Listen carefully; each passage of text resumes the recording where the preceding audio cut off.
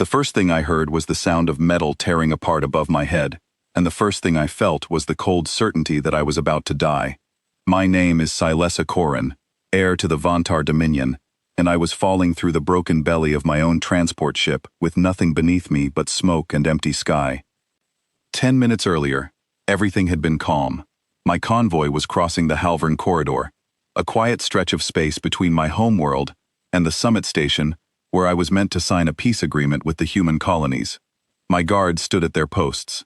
My advisors whispered about trade routes. I remember thinking the whole journey felt too easy. Then the alarms went off. 3 raider ships dropped out of hidden space and locked onto us before anyone could react. My personal guards, 6 of the finest soldiers in the Dominion, moved to shield me, but the raiders were not interested in a fair fight. They tore through our hull like it was paper. The lights failed, the floor split open beneath my feet, and I was thrown into open air with nothing to hold on to. I screamed. I will not pretend otherwise. There is no shame in fear when death is close enough to touch. Then something caught me. Not something. Someone. A hand closed around my wrist, with a grip so strong it felt like it could crush bone, and I was pulled upward, hard, until my back slammed against a chest plate scorched black from blaster fire. I looked up into a face I did not recognize. Human. Rough jaw, short brown hair, eyes the color of old steel. He did not look afraid. He did not even look surprised. He looked like a man doing a job he had done 100 times before. "Hold on to me," he said, his voice flat and steady, like he was talking about the weather instead of the fact that we were both falling through a dying ship. I did not have a choice. I wrapped my arms around him as he fired a grappling line into a support beam and swung us both through a gap in the hull, landing hard on a lower deck that had not yet collapsed. My guards were gone. I did not see what happened to them, and some small mercy kept me from asking in that moment. The stranger set me down and immediately turned to check the corridor behind us, weapon raised, scanning for more raiders. I stared at him, chest heaving, trying to understand who this man was and why he had appeared exactly when I needed him most. "Who are you?" I finally managed to say. "Later," he said. "Right now we move." I did not like being told what to do. I am a princess of the Vantar Dominion, and no one speaks to me that way. But I also understood that arguing with the man who had just saved my life, in the middle of a ship that was actively falling apart around us, was not the wisest use of my breath. So I moved. We ran through corridors filled with sparking wires and drifting debris. Twice, raiders found us, and twice, the human dealt with them before I even understood what was happening. He was fast in a way that did not seem natural for someone his size, moving with a kind of certainty that made every action look simple, even when I knew it was not. It was during the second encounter that I saw it. His jacket sleeve had been torn away in the fighting, and there, on the inside of his forearm, was a mark I knew better than my own name. A curling shape, wings folded against a long spine, a tail wrapped once around itself. The royal dragon mark. I stopped running. "Wait," I said, and my voice came out smaller than I wanted it to. He turned, impatient. "We don't have time to wait." "Your arm," I said. "Show me your arm." He looked at me like I had lost my mind, but something in my face must have convinced him this mattered, because he held his arm out without argument. I stared at the mark. It was not paint. It was not a decoration sewn into fabric. It was scarred into his skin, old and pale, the way a wound heals over years. "That mark," I said slowly, "belongs to my bloodline. It has belonged to my bloodline for 10,000 years. No one outside the royal family of Vantar has ever carried it. It is proof of our right to rule. It is sacred." He glanced down at his own arm as if seeing it for the first time in years. "It's a scar," he said, "nothing more." "It is not just a scar," I snapped, fear giving way to something sharper. "Tell me where you got it." The ship shuddered around us, and somewhere above, another explosion rocked the hull. He grabbed my arm, not gently, and pulled me forward again. "You want answers? You stay alive first," he said. "Talk later." I hated that he was right. We reached an escape pod bay just as the ship's structure gave way behind us, and he shoved me into the nearest pod, climbing in after me and slamming the hatch shut a heartbeat before the corridor we had just left folded in on itself. The pod launched, throwing us both back into our seats, as the wreck of my transport shrank behind the small viewport, breaking apart silently in the black. For a long moment, neither of us spoke. "My guards," I said quietly. "Some of them made it to other pods," he said. "I saw 2 launch before yours. I don't know about the rest." I nodded, throat tight, and looked away from him, out at the drifting wreckage of a ship that had carried my family's crest for 3 generations. I allowed myself exactly 1 breath of grief before pushing it down. There would be time to mourn later. Right now, I had a stranger in front of me, wearing a mark that should not exist outside my bloodline, and I intended to have my answers. "Now," I said, turning back to him, "explain." He exhaled, leaning back against the pod's narrow seat, studying me the way a soldier studies unfamiliar terrain. "My name is Callan Ash," he said. "I served with a human strike unit during the war your people started." I bristled at that but said nothing, waiting. "After the fighting ended," he continued, "I took contract work. Security, escort, recovery jobs. I was hired 2 days ago to track a group of raiders operating in this corridor. Turns out they were planning to hit a royal convoy. Yours." "That does not explain the mark," I said. He rubbed his forearm absently. "When I was young, before the war, my unit found something buried on a moon nobody had mapped yet. Old structure, older than anything human or Vantar. There were markings on the walls. This shape was one of them. My commanding officer said it looked important, so a few of us had it done as ink. Then it was burned in properly later, the way old units used to mark themselves for identification in the field. I never thought much about it, didn't know it meant anything to your people. I studied his face for any sign of deceit and found none. That, somehow, was worse." "That is not possible," I said, though even as I spoke, doubt was already creeping into my voice. "The mark is a gift given only to those born into the ruling line of Vantar. It is why we rule. It is why we have always ruled. If it exists somewhere else, in some forgotten ruin humans stumbled across, then it was never a gift at all." Callan did not answer right away. He seemed to be deciding how much he wanted to say. "I don't know the history of your people," he said finally. "I don't know why you believe what you believe. All I know is what I told you. We found it on a dead moon, carved into stone that was old before either of our species figured out how to leave a planet's atmosphere. Whatever it meant something before your family ever existed." I wanted to argue. Every part of my upbringing told me to argue, to defend the truth I had been raised on since before I could walk. But there was a coldness settling into my chest, a suspicion I did not want to look at directly. What if the mark had never been proof of divine right at all? What if it was simply old, older than my entire dynasty, and my ancestors had simply been the first to find it and claim it as their own?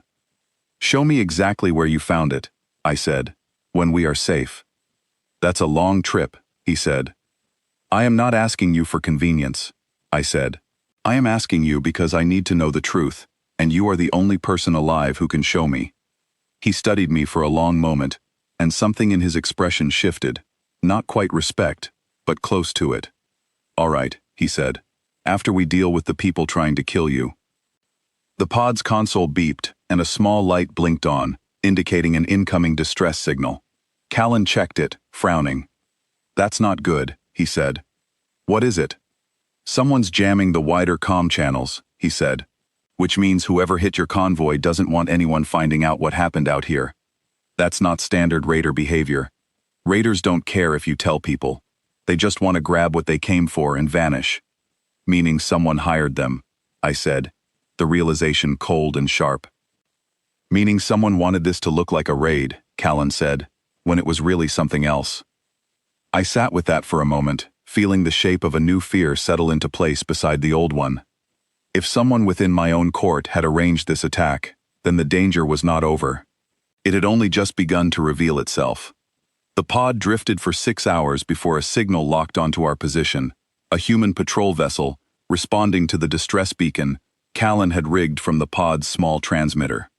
When they pulled us aboard, I expected relief. Instead, I felt every muscle in my body tighten as I stepped onto a deck full of human crew, watching me with open curiosity, some with open suspicion. Callan stayed close, not touching me, but present in a way that made it clear he considered me under his protection, until told otherwise. I did not tell him otherwise.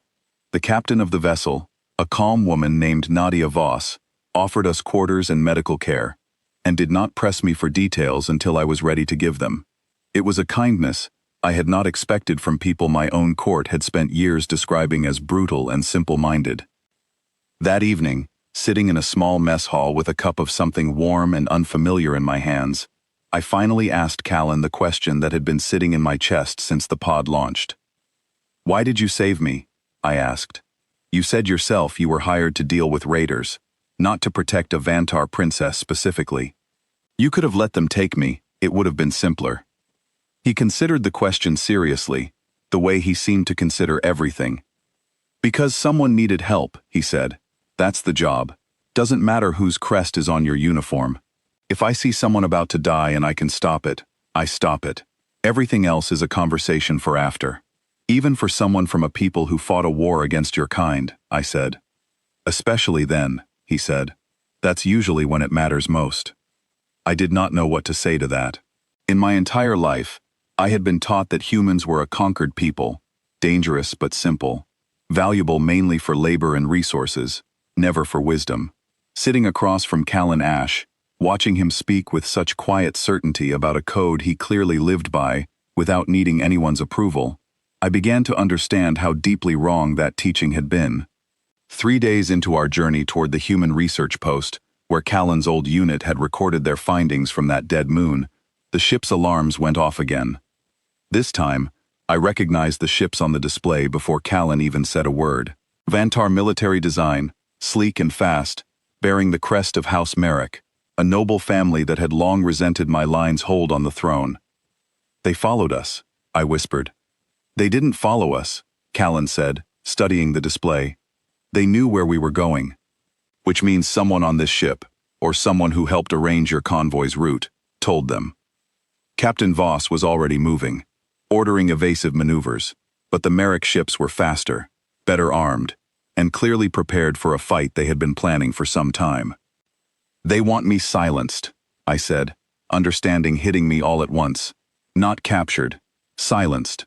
If I learn the truth about the mark and bring it back to the court, it undermines everything my family's rule is built on. House Merrick would use that instantly to seize the throne." "Then we don't let them," Callan said, already moving toward the ship's small armory, with Captain Voss's permission. What followed was the most frightening hour of my life, and I do not say that lightly, given everything I had already survived. The Merrick ships opened fire, and Captain Voss's crew fought back with a discipline that surprised me, weaving through fire with practiced precision, while Callan coordinated defense from the ship's forward station, like he had trained for this exact moment his entire life. I stayed where I was told to stay, in a reinforced compartment near the ship's core, listening to the shudder of impacts against the hull and praying to gods I had never truly believed in, that we would survive long enough to reach safety. When a stray hit tore through a bulkhead near my compartment, flooding the corridor with smoke and sparking wires, it was Callan who reached me first, pulling me clear, just as a support beam collapsed where I had been standing seconds before. He took a piece of falling debris across his shoulder that would have struck me instead, grimacing, but not slowing down, dragging me toward the escape route without a single word of complaint. "You keep doing that," I said, breathless, as we reached safer ground. "Doing what?" he said, checking the wound on his shoulder with the same calm he applied to everything else. "Putting yourself between me and harm," I said. "You do not owe me that." "I told you already," he said. "Doesn't matter what I owe, matters what's right in front of me." The battle ended 20 minutes later, when a second human patrol group, alerted by Captain Voss's earlier distress call, arrived and forced the Merrick ships into retreat. I watched them go, my heart still pounding, and felt something inside me settle into a new and uncomfortable shape. My own people had tried to kill me to protect a lie. A stranger from a species my family had always dismissed as beneath us had risked his life twice to make sure I survived. We reached the old research post 6 days later, a quiet outpost built into the side of a rocky moon, far from any major trade route. Callan led me through record vaults filled with images and notes from the expedition that had first found the ancient structure bearing the dragon mark. I saw it with my own eyes, carved into stone, far older than any record my own people possessed, surrounded by other symbols belonging to no language I recognized. Whatever civilization had left that mark behind, it was not mine. It was not Callan's either. It belonged to something ancient and long gone, and my ancestors had simply been fortunate enough to find a fragment of it and build an empire on the belief that it made them chosen. I sat alone that night in a small guest quarters, staring at nothing, trying to decide what to do with a truth this large. Everything I had been raised to believe about my right to rule had just been quietly dismantled by a scarred stranger's forearm and a dusty research file. Callan found me there, leaning in the doorway without entering, giving me space the way he seemed to understand I needed. "You could still rule," he said, after a long silence. "The mark doesn't have to mean nothing. It could mean something new, something you choose, instead of something you inherited." "You make it sound simple," I said. "It's not simple," he said, "but it's honest. That matters more, in my experience." I looked at him for a long moment, this quiet, steady man who had saved my life twice, asked for nothing in return, and shown me more honesty in a few days than my own court had shown me in a lifetime. "When we return," I said slowly, "I would like you to remain close, not as a soldier for hire, as someone I trust to tell me the truth, even when it is difficult." He considered this, then gave a small nod. "I can do that." We left the research post the next morning, carrying with us records that would eventually reshape everything my people believed about their history, and a partnership neither of us had expected, but both of us, I think, had already come to value. I returned to my court changed, carrying a truth that would take years to fully unravel, and a quiet certainty that the old stories my family had told for 10,000 years were never as important as the choices made by the people standing in front of danger, ready to protect a stranger simply because it was the right thing to do. The mark on my skin was the same as it had always been, but what it meant to me now was something entirely new, something I had chosen for myself, standing beside a human warrior who had shown me, without ever meaning to, what true nobility actually looked like.